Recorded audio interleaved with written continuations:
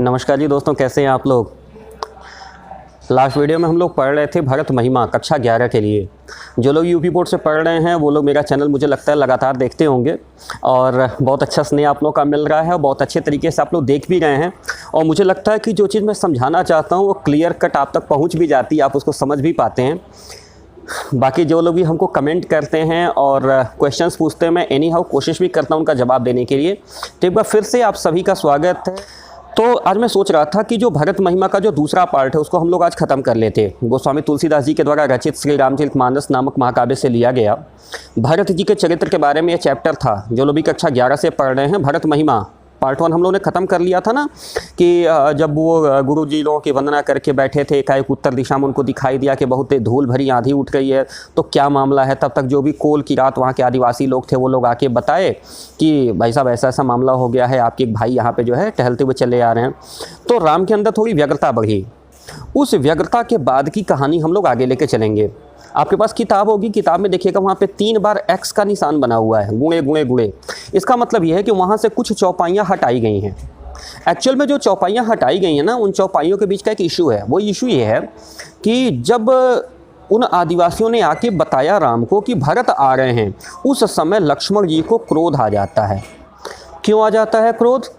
तो क्रोध आने के पीछे कारण ये है कि लक्ष्मण जी शेष के अवतार हैं। शेष कौन? यह पूरा ब्रह्मांड जिनके मस्तक पर धूल के कण के समान विराजमान है। अभी बताइए, जितना बड़ा बोझा जिसके सिर पर रहेगा उसको गुस्सा नहीं आएगा तो किसको आएगा। बस यही कारण है, लक्ष्मण जी को गुस्सा आ जाता है। और गुस्सा लक्ष्मण जी को आता है इस बात को लेकर के है कि लक्ष्मण जी ये सोचते हैं कि कैकेयी से जन्मा हुआ पुत्र, चूँकि कैकेयी के मन में दुर्भावना है तो उसके पुत्र के मन में भी दुर्भावना होगी। और यह भरत अगर आज इतनी बड़ी सेना लेकर के अयोध्या से चल पड़ा है चित्रकूट के लिए, कहीं इसके मन में ऐसा तो नहीं है ना कि भैया वहाँ पे अकेले हैं, चल के उनको मार देंगे और आकर के यहाँ निष्कंटक राज्य करेंगे। यह भावना लक्ष्मण के मन में आ जाती है और यह भावना लक्ष्मण श्री राम के सामने रख देते हैं। और जैसे ही लक्ष्मण श्री राम के सामने यह बात रखते हैं, राम लक्ष्मण को समझाते हैं कि भैया लक्ष्मण, ऐसा कभी सपने में भी मत सोचना। क्यों मत सोचना? क्योंकि वह भरत है। बहुत पहले जब जन्म हमारा हुआ था ना, उसके साल भर के अंतराल पे जब हमारा नामकरण संस्कार हो रहा था, चूँकि भगवान देखिए प्रकट किए हैं, भगवान जन्म नहीं लिए, वो तो चराचर जगत नियंता है, सब कुछ पता है। जो कुछ भी गति संसार की सब जानकारी है उनको। कहते हैं कि उस समय गुरु जी ने कहा था, विश्व भरण पोषण कर जोई ताकर नाम भरत अस होई। जो पूरे विश्व का भरण पोषण कर सकने में समर्थ है ना, उसका नाम भरत है। यह भरत साधारण तत्व नहीं है लक्ष्मण, ऐसा सोचने की गलती मत करना। बस इसी प्रसंग के आगे से चौपाइयाँ शुरू होती हैं। चौपाइयों को हमारे साथ साथ गाएंगे, फिर इसका हम लोग अर्थ, इसके जो अलंकार यानी काव्य सौंदर्य के तत्व हैं उनको देखेंगे। एक बार फिर से स्वागत है रविकांत मैत्र पाठी की इस वीडियो लाइब्रेरी में। आगे बढ़ने के पहले एक छोटा सा रिक्वेस्ट कि प्लीज़ हमारे चैनल को आप सब्सक्राइब कर लीजिएगा। यदि हमारा वीडियो अच्छा लगता है तो लाइक कर लीजिएगा। दिक्कत हो तो कमेंट भी डालिए, उसका भी मैं स्वागत करता हूँ, मैं जवाब दूंगा आपको समय रहते। और बिना किसी भूमिका के, बिना कोई समय इन्वेस्ट किए हम लोग सीधे आगे चलेंगे। अपनी अपनी किताबें आप लोग खोल लीजिए। वैसे मैं अपने वीडियो पे साथ साथ किताब आपको देते चलता हूँ, कोई दिक्कत नहीं होने पाती है, लेकिन फिर भी किताबें अगर रहेंगी तो अच्छा लगता है। सबसे पहले शुरू होगा किस चीज़ से? दोहा छंद से। दोहा छंद के बारे में हम लोग जानते हैं ना, 13 मात्रा 11 मात्रा 13 मात्रा 11 मात्रा का एक मात्रिक छंद। शुरू करते हैं। भरते होई न राज मधु विधि हरिहर पद पाई, कबहु की काजी सी करनी क्षीर सिंधु बिन साई। कहते हैं राम, भरत ही होई न राज मधु विधि हरि हर पद पाई। अगर विधि का पद मिल जाए यानी उसको ब्रह्मा का पद मिल जाए, हरि विष्णु या हर यानी महेश, यानी ब्रह्मा विष्णु महेश तीनों की अगर पदवी भी मिल जाए ना, तब भी भरत को राज्य का मद नहीं होने वाला, राज्य का अहंकार भरत को नहीं हो सकता। ऐसा मेरा विश्वास है, दृढ़ विश्वास है। राम कहते हैं भरत ही होई न राज मधु विधि हरिहर पद पाई। यदि उनको ब्रह्मा विष्णु महेश का भी पदवी दे दिया जाए ना, तब भी भरत को राज्य का अहंकार नहीं होगा। अरे लक्ष्मण, थोड़ा सोचो तो सही। कबहू की काजी सी करनी क्षीर सिंधु बिरसाए। क्या कभी नींबू के रस से क्षीर सागर फटेगा?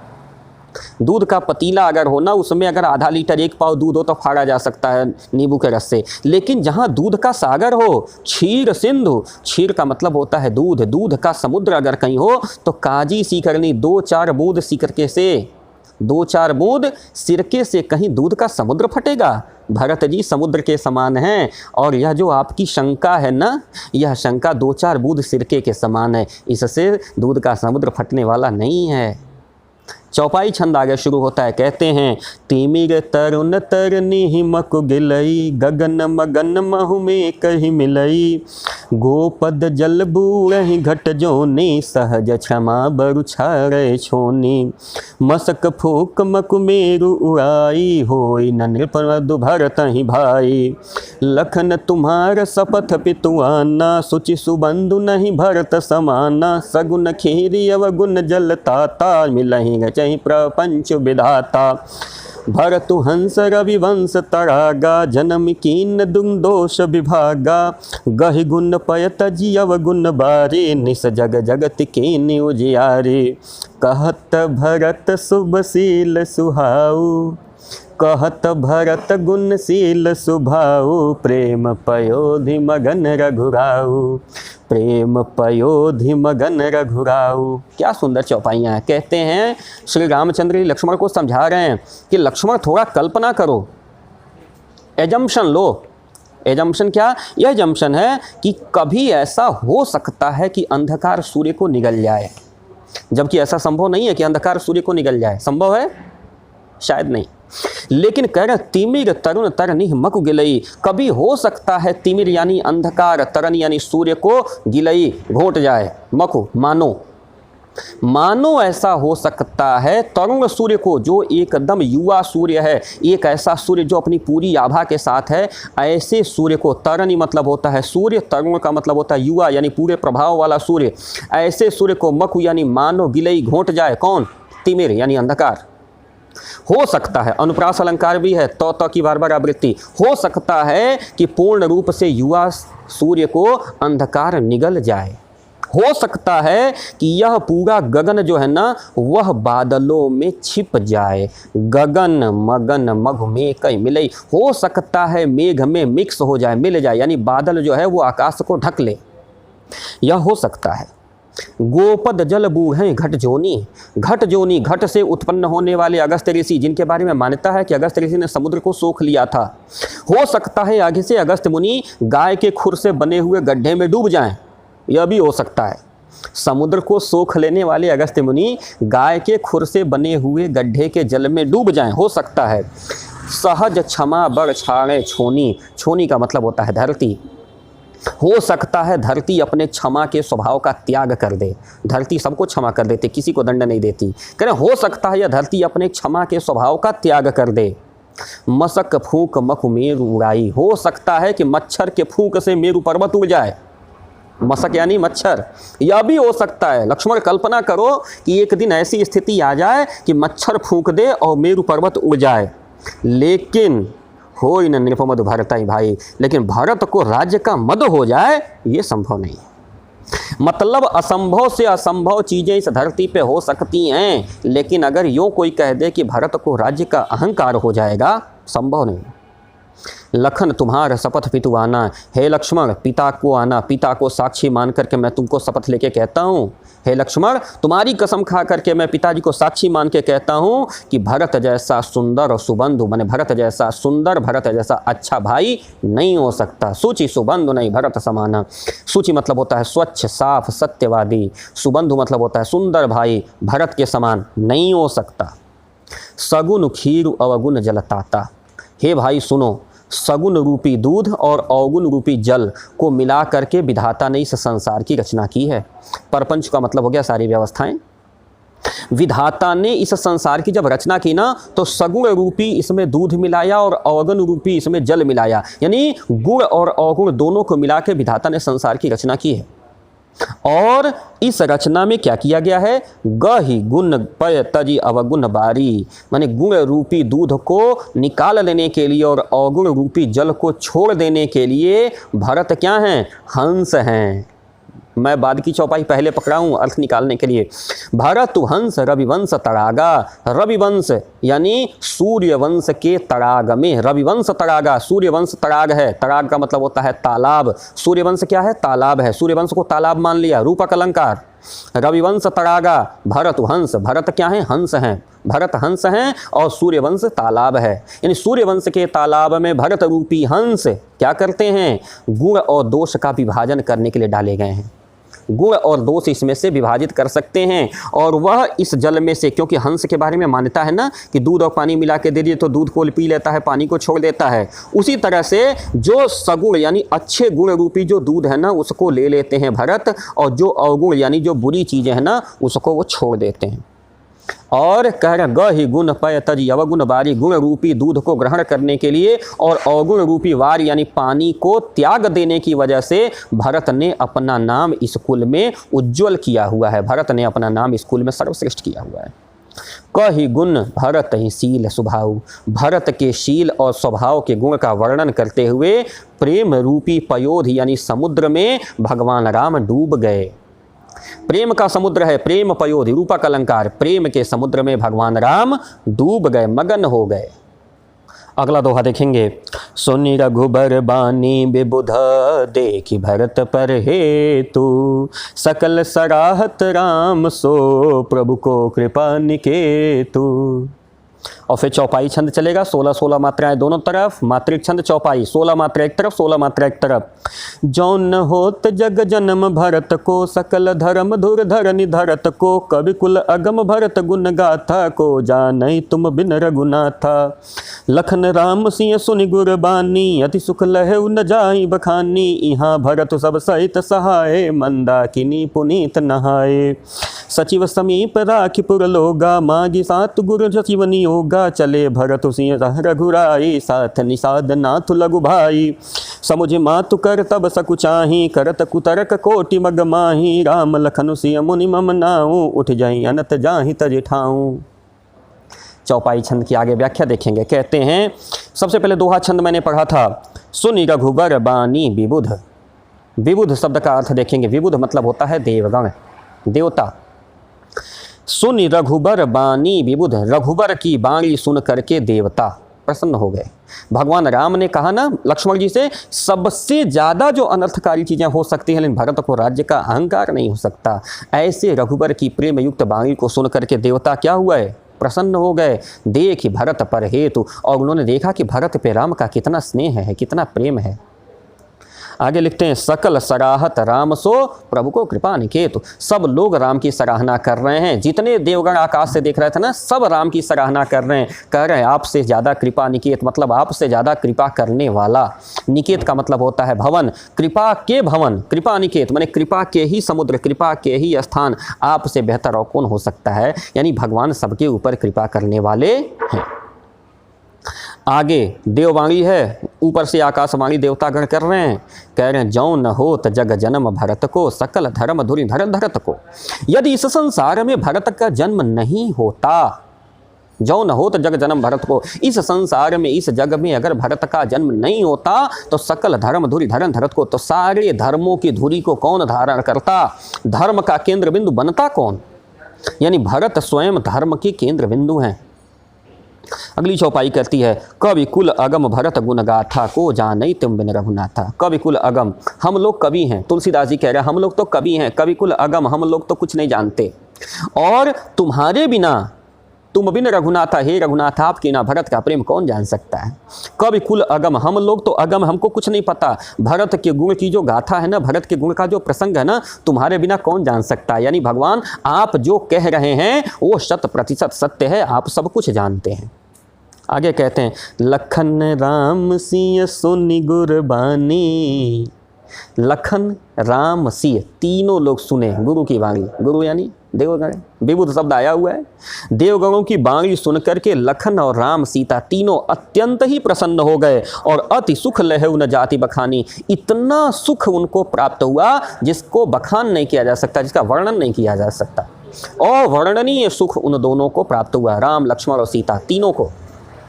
अगली चौपाई कहती है, अब यहाँ कहाँ कहा गया था ना कि वहाँ, तो वहाँ चले आए थे तो राम का प्रसंग देख रहे थे। अब यहाँ चलिए जहाँ भरत है, यानी मंदाकिनी के इस तट पे। हमने पहले बताया था कि मंदाकिनी के इसी तट पे सारी सेना इत्यादि रोक करके भरत जो है शत्रुघ्न जी को साथ में लेकर के अकेले चले हैं।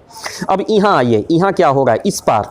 कह रहे हैं यहाँ भरत सब सहित सहाय, यहाँ भरत के साथ सभी लोग शांति पूर्वक मंदाकिनी नामक पवित्र नदी में स्नान किए। मंदाकिनी नदी वहाँ बह रही थी। मंदाकिनी नाम की पुनीत यानी पवित्र नदी में भरत के साथ सभी लोग क्या किए? स्नान किए। और सरित समीप राखी सब लोगा, सरिता के समीप सभी लोगों को रख करके भरत जी, और उन्होंने मांगा आदेश। नियोग का मतलब होता है अनुशासन, नियोग यानी अनुशासन। उन्होंने नियोग मांगा किससे? मातु, गुरु और सचिव। सचिव कौन?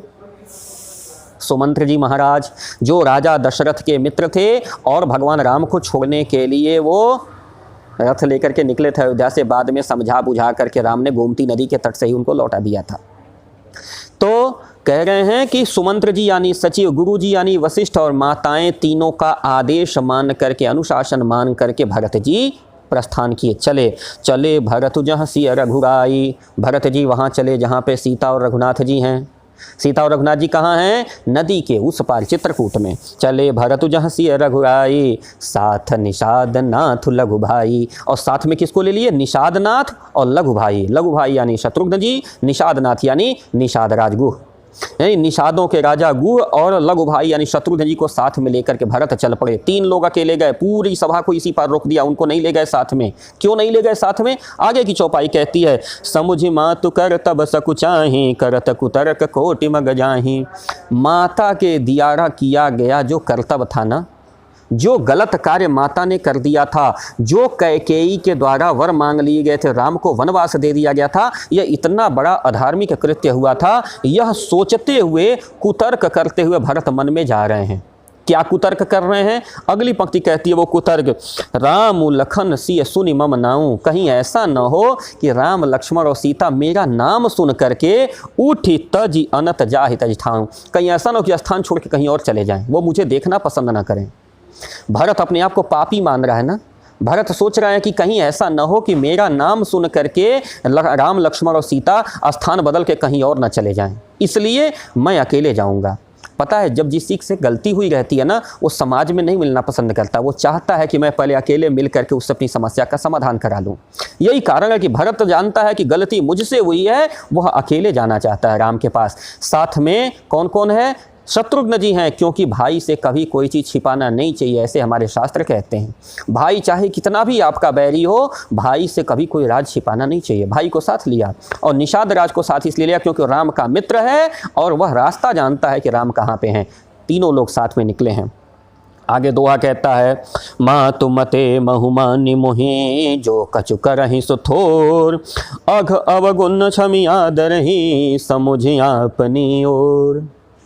भरत जी कह रहे हैं कि माँ तुमते मनुमानी मोहि, यदि मुझको माता के मन के अनुसार मान लेंगे, यदि भगवान राम मुझको ऐसा मान लेंगे कि मैं भी माता के मत के अनुसार ही हैं, तो जो कुछ करें सो तो जो भी करेंगे वो मेरे लिए थोड़ा है। यानी भगवान राम यदि मुझको भी माता के मन के अनुसार, यानी वो यह मान लें कि भरत भी वैसा ही है जैसा कैकेयी है, तो जो कुछ भी दंड देंगे वो दंड मेरे लिए थोड़ा है। यानी दंड जितना भी राम दे दें वह दंड मेरे लिए थोड़ा है, क्योंकि मैं पापी हूँ। और अगली पंक्ति कहती है, अघ अवगुण क्षमि आदर ही। और यदि मुझको अघ मान करके, अघ का मतलब होता है ऐसा दोषी, ऐसा पापी जिसके पाप की यूँ कह लें कि दंड संभव नहीं है, एक ऐसा जिसके अपराध की क्षमा संभव नहीं है, या एक ऐसा अपराध जिसके लिए कोई दंड देना संभव नहीं, मृत्यु दंड ही मान लीजिए जिसके लिए हो, ऐसे लोग कहते हैं अघ। जिसके पाप की कोई क्षमा की व्यवस्था नहीं है उसको अघ कहा जाता है। तो कहते हैं अघ अवगुण क्षमि आदर ही। यदि मुझको अघ मान करके, यदि मुझको अवगुण मान करके, मतलब कि मैं गुणी नहीं हूँ, मैं बेवकूफ़ हूँ, मैं पागल हूँ, मैं अवगुण वाला हूँ, को ऐसा मान करके यदि क्षमि, यदि मुझे क्षमा कर देंगे और समझिए अपनी ओर, और अपनी ओर हमको समझ लेंगे, दोनों में मेरा कल्याण है। यानी यदि माता के मत के अनुसार मुझको पापी समझ लेंगे, अगर दंड दे देंगे तो भी मुझे वो दंड स्वीकार है, और यदि मुझे पापी न मानते हुए, मुझे अगर अबोध बालक मानते हुए, मुझे यदि पापी मानते हुए, यदि मुझे दोषी मानते हुए भी यदि क्षमा कर देंगे और मुझे अपनी ओर प्राप्त कर लेंगे, तभी मुझे कोई दिक्कत नहीं होगी। भरत ऐसा मन में सोचते हुए, कहते हुए चले जा रहे हैं। आगे फिर चौपाई छंद शुरू होता है। चौपाई कहती है, जौ परिहरहि मलिन मनु जानी, जौ सन्मान सेवक मानी, मोरे शरण राम ही के पनहि, राम सुस्वामी दोषु सब जनहि। जग जस भाजन चातक मीना, नेम प्रेम निज निपुण नबीना, यस मन गुणत चले मग जाता, सकुच स्नेह शिथिल सब गाता। फेरति मनहु मातु कृत खोरी, चलत भगति भल धीरज धोरी। सब समुझत रघुनाथ प्रभाऊ, तब पथ परत उताइल पाऊ। भरत दशा तहि अवसर कैसी, जल प्रवाह जल अलिगति जैसी। देखि भरत कर सोचु सनेहु, बा निषाद तहि समय विदेहु। भरत जी अपने मन में कुतर्क करते चले जा रहे हैं। कुतर्क का मतलब अच्छा बुरा सोचते चले जा रहे हैं कि कदाचित भैया मेरे बारे में क्या सोच रहे होंगे।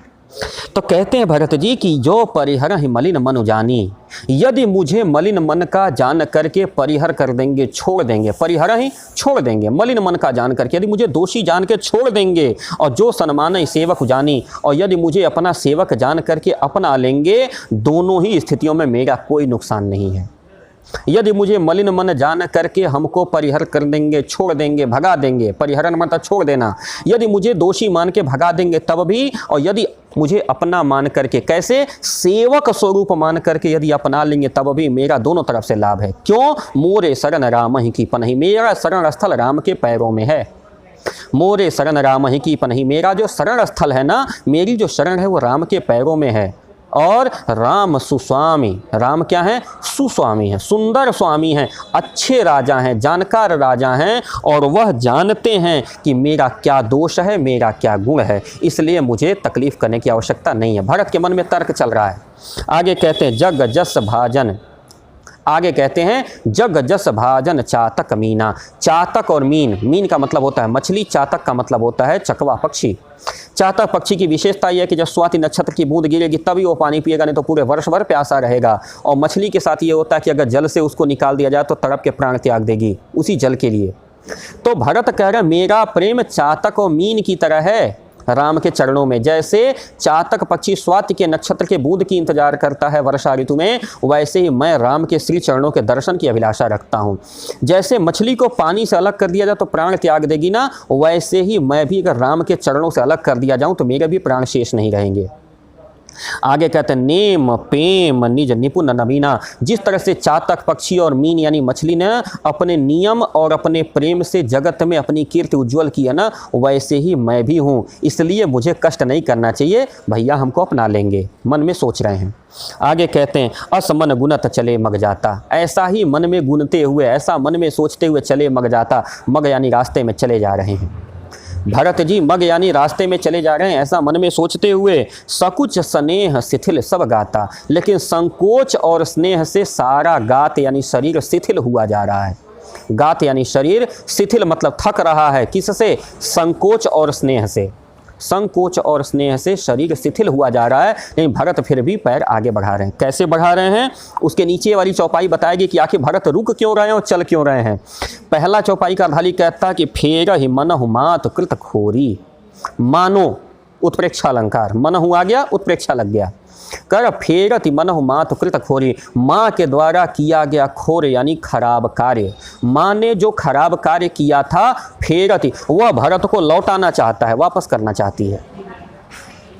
फेरति मनहु मात कृत खोरी, माँ के द्वारा किया गया जो गलत कार्य है ना, यानी माँ ने जो राम को वनवास दिया था ना, वह भरत के मन में उनको लौटा देना चाहते, नहीं चाहती। वो सोच रही कि भरत तुम आगे मत बढ़ो, लेकिन चलत भगति बल धीरज धोरी, लेकिन भक्ति का जो बल है ना, वह धैर्य धारण कराए हुए है, और उसी के बल पे भरत जी आगे की तरफ चल रहे हैं। धोरी मतलब पकड़ करके, धीरज धोरी, धैर्य को धारण करके भरत आगे बढ़ रहे हैं। भक्ति का बल यानी राम के चरणों में जो भक्ति है ना, वह धैर्य के रूप में भरत को आगे खींच रही है, लेकिन माता के द्वारा किया गया कुकर्म जो है ना, वो भरत को पीछे ढकेल रहा है।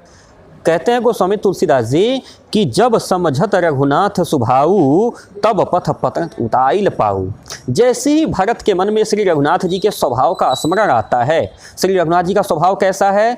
कृपा करने वाला, प्रेम करने वाला, क्षमा कर देने वाला। जैसे ही श्री रघुनाथ जी यानी राम के स्वभाव का मन में जैसे ही स्मरण आता है ना भरत के, तब इनके पैर और उतावले होकर पड़ने लगते हैं, यानी भरत और तेज चलने लगते हैं राम की तरफ। लेकिन जैसे ही माता के द्वारा किया गया कर्म याद आता है, तो वह उसके पाँव को पीछे खींचने लगता है। कह रहे जैसे ही राम का स्वभाव उनके समझ में आता है, जैसे स्मरण आता कि अरे राम का स्वभाव तो ऐसा है, उतावला होकर के उनका पैर आगे पड़ने लगता है। तब पथ परत उताइल पाऊ, तब रास्ते पर उनका पैर उतावला होकर आगे पड़ने लगता है। और भरत का उस समय स्थिति कैसी है? भरत दशा तहि अवसर कैसी, भरत की स्थिति उस समय कैसी है? जल प्रवाह जल अलिगति जैसी, जल के प्रवाह में जल के भंवरे की जैसी गति होती है वैसी। जल शब्द 2 बार आ गया, पुनरुक्ति प्रकाश अलंकार। करें जल प्रवाह जल अलिगति जैसी, जैसे कोई भंवरा जल में गिर गया हो, जल का प्रवाह उस भंवरे को ढकेल करके आगे ले जाना चाहता हो, लेकिन भंवरा तैर करके बाहर निकलना चाहता हो, बार बार उसी में घूम रहा है। यानी कभी पीछे आता है, कभी आगे बढ़ता है, कभी पीछे आता है, कभी आगे बढ़ता है। वैसे ही भरत जी के पाँव हैं, कभी पीछे की तरफ खींचते हैं, कभी आगे की तरफ बढ़ते हैं। जल के प्रवाह में भंवरे की जैसी स्थिति होती है वही स्थिति भरत की है। दृष्टांत अलंकार भी है, क्योंकि जल के भंवरे से भरत की स्थिति का आकलन किया जा रहा है। आगे कहते हैं भय की भरत कर सोच स्नेहु भा निषाद तै समय विदेहु। भरत का सोच और भरत का स्नेह राम के प्रति देख करके निषाद यानी निषाद राजगुह विदेह हो गया, अपने देह की सुधि उसको भूल गई। अब वो भी भरत के साथ राम के प्रेम में मगन हो गया। विदेह का मतलब जिसको इस देह की सुधि न रहे, यानी भरत का प्रेम राम के प्रति देख करके निषाद राज के मन में भी इतना प्रेम उमड़ आया, इतना प्रेम उमड़ आया कि उसको अपने शरीर की सुधि ही भूल गई। आगे फिर दोहा छंद लिखते हैं गोस्वामी तुलसीदास जी। मिल समय परिपसोद नहीं केवट भेंटे राम, भूरि भाई भेटे भरत लक्ष्मण करत प्रणाम। चौपाई छंद आगे चलेंगे। भेंट लखन ललक लघु भाई, बहुरी निषाद नाथ उरुलाई, पुनि मुनि गण दुहु भाइन बंदे, अभिमत आशीष पाई आनंदे। सानुज भरत उमगी अनुरागा, धरि सिर पद सिय अति अनुरागा। आगे चौपाई छंद। भेंट लखन ललक लघु भाई, बहुरी निषाद नाथ उरलाई, पुनि मुनि गण दुनु भाई न बंदे, अभिमत आशीष पाई आनंदे। सानुज भरत उमगी अनुरागा, धरि सिर सिय पद पदुम परागा, सुनि पुनि करत प्रणाम उठाए, सिय कर कमल परसि बैठाए।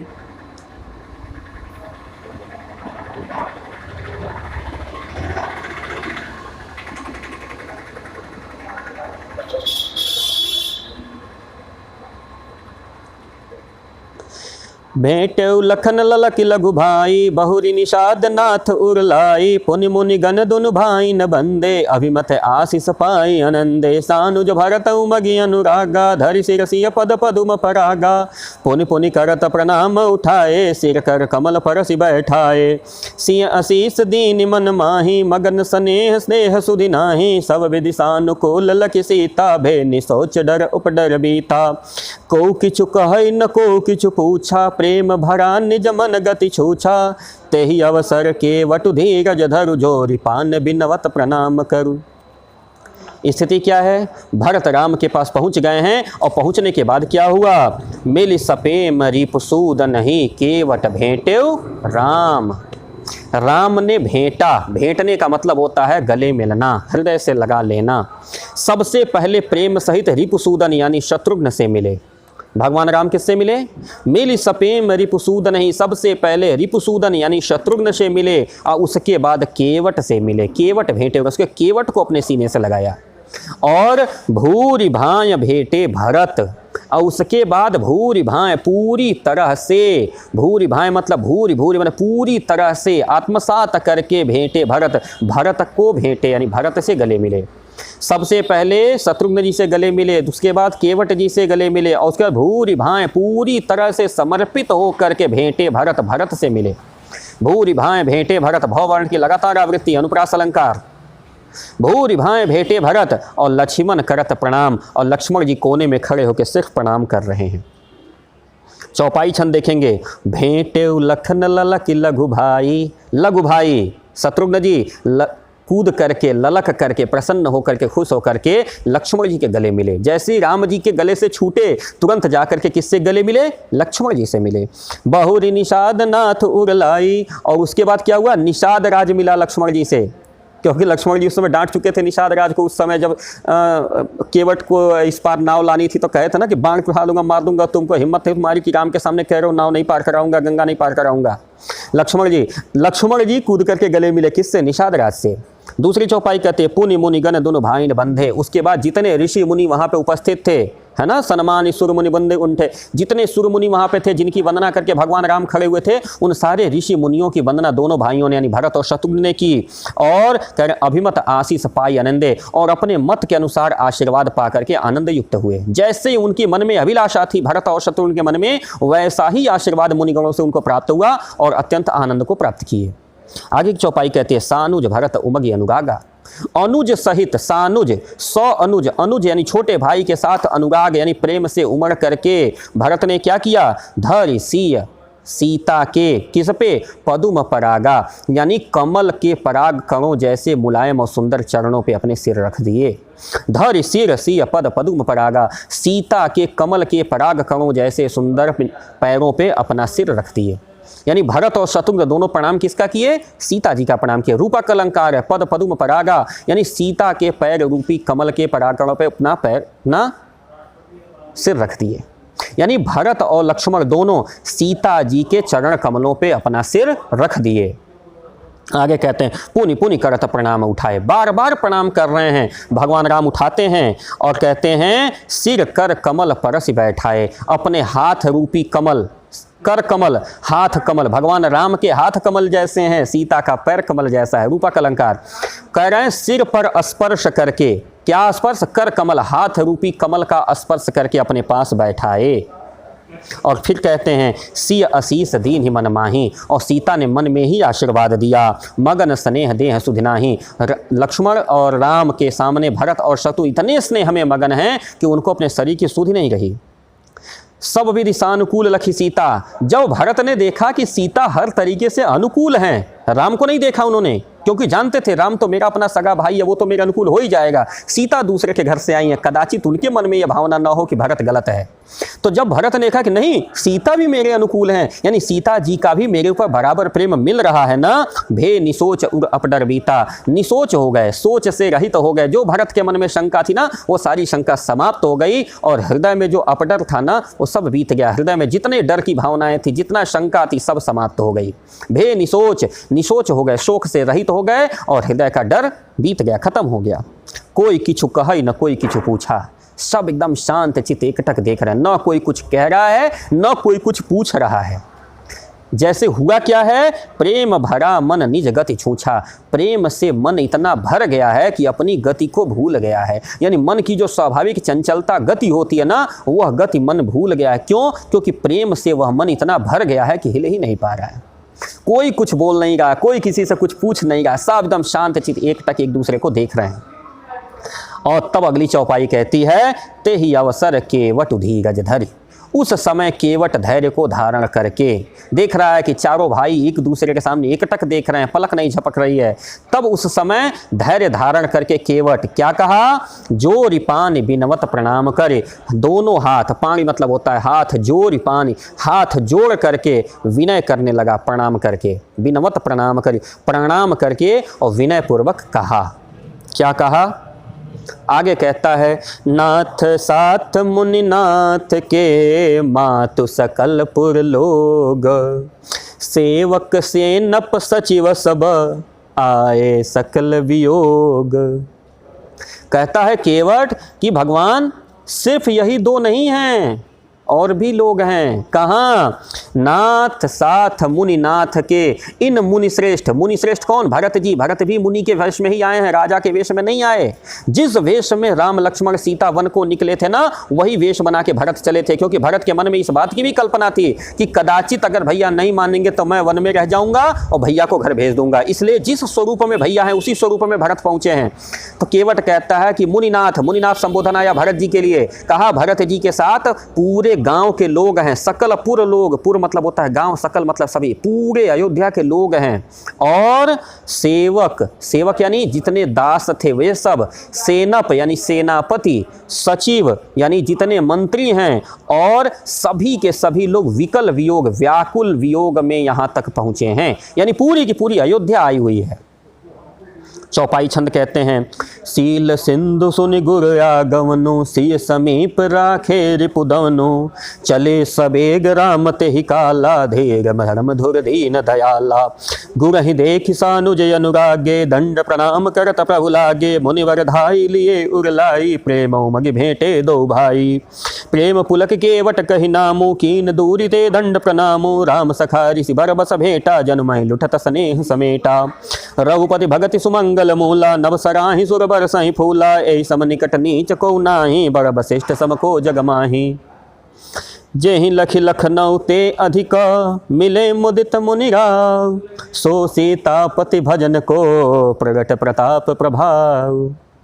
कहते हैं तुलसीदास जी कि जैसे ही शील सिंधु यानी शील के समुद्र यानी मर्यादा के समुद्र भगवान श्री राम जी ने सुना कि गुरु आगमनु, कि गुरु जी आए हैं। गुरु का महत्व बहुत बड़ा है श्री राम के लिए। यदि हमें भी श्री राम जैसा बनना है तो गुरु का आदर करना सीखना पड़ेगा। जैसे ही कृपा के समुद्र भगवान श्री राम ने सुना कि गुरु जी आए हैं, गुरु आगमनु, गुरु आए हैं, सिय समीप राखे रिपुदवनु, सीता के समीप रिपुदवनु यानी शत्रुघ्न को खड़ा कर दिया सुरक्षा में, और लक्ष्मण जी को साथ लेकर के दौड़ पड़े। कहाँ? चले सवेग राम तेहु काला, वेग सहित चल पड़े राम उसी समय, उसी क्षण राम सवेग वेग सहित दौड़ पड़े। कहाँ चौड़ पड़े? धीर धर्म धुर दीन दयाला, जो धीर धर्म की धुरी हैं, जो धैर्य और धर्म की धुरी हैं, ऐसे दीनदयाल भगवान श्री राम दौड़ पड़े उसी समय। गुरुज सहित अनुज अनुरागे, गुरु जी को देखते ही अनुज सहित अनुरागे प्रणाम करने लगे। अनुज यानी लक्ष्मण के साथ, गुरु जी यानी श्री वशिष्ठ जी महाराज को देख करके अनुज यानी लक्ष्मण जी के साथ उनको प्रणाम करने लगे।